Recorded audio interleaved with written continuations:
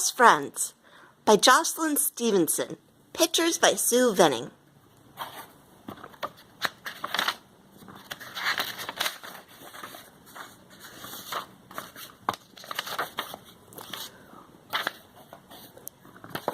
Moki Fraggle and Red Fraggle are best friends. Moki is a quiet Fraggle. She likes to think. She likes to dream. She likes to watch what's going on around her. Red is a noisy Fraggle. She likes to swim. She likes to run. She likes to yell, "Whoopee!" very loud. Moki and Red are not alike, but they like each other a lot.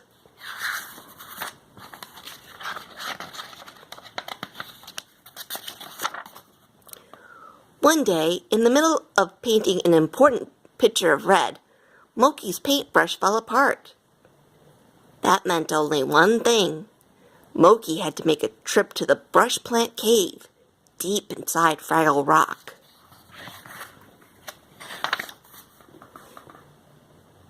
"You can't go there alone," Red said when Moki told her. "I can't?" asked Moki. "No," Red answered. "It is too dangerous. I'll go with you and protect you. After all, what are best friends for?" "That's wonderful," Moki cried. "We'll have so much fun." Red didn't think they would have fun at all. She knew that to get to the brush plant cave, they would have to pass the den of the terrible gag-toothed groan. But Red was a brave and daring Fraggle. "If we're going, let's get going," Red said bravely. Off they went down a dark and winding tunnel. The first place Moki and Red passed was the cavern of creeping crocus. "Don't these flowers smell wonderful?" Moki sighed. Red didn't think the flowers smelled wonderful at all. She was too busy untangling herself from their clinging vines. "Don't worry, Moki," Red gagged bravely. "I'll protect you."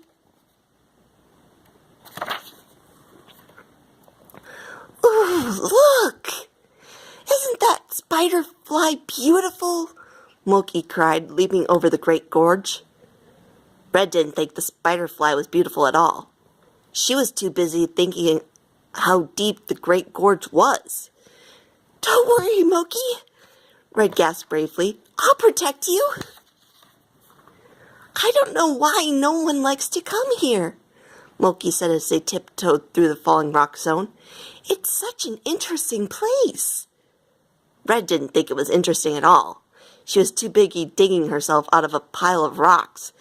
"Don't worry, Moki," Red grunted bravely. "I'll protect you."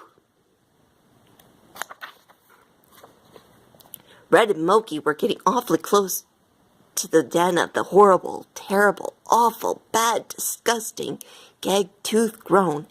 "Isn't this exciting?" Moki whispered. Red didn't think it was exciting at all. She thought it was scary.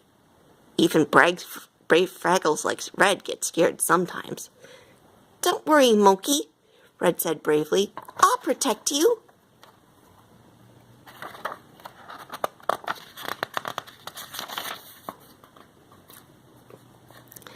It's hard to believe a horrible, terrible, awful, bad, disgusting monster lives in a place as beautiful as this.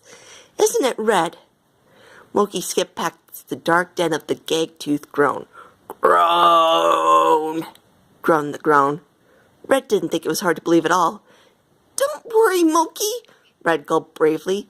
"I'll protect you." Suddenly the groan leaped out and grabbed Red by the pigtails. "Don't worry, Moki," Red cried bravely. "I'll protect you." "You horrible groan," Moki cried. "Let go of my best friend."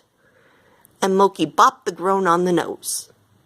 The groan was so surprised that it let Red go. "Go away, you gag-toothed groan," Red cried, and the gag-toothed groan went away, groaning.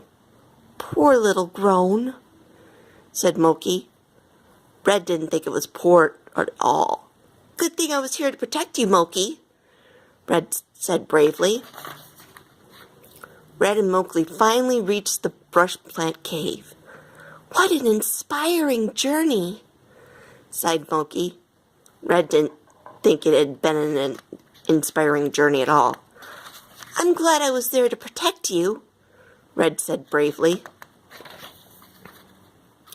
Mowgli spent the rest of the day finding the right brush plant to use for her paintbrush. Red spent the rest of the day recovering from bravely protecting her friend. Oh, Red, thank you so much for protecting me, said Mowgli. Red snored bravely. When it was time to go home, Mowgli picked up her tired friend and carried her all the way back home. She carried her past the den of the gag-toothed groan, through the falling rock zone, over the great gorge, and past the cavern of the creeping crocus. If it hadn't been for you, Red, I would have never made it to the brush plant cave, said Mowgli. Don't worry, Mowgli, Red yawned bravely. I'll always protect you. After all, what are best friends for? The end.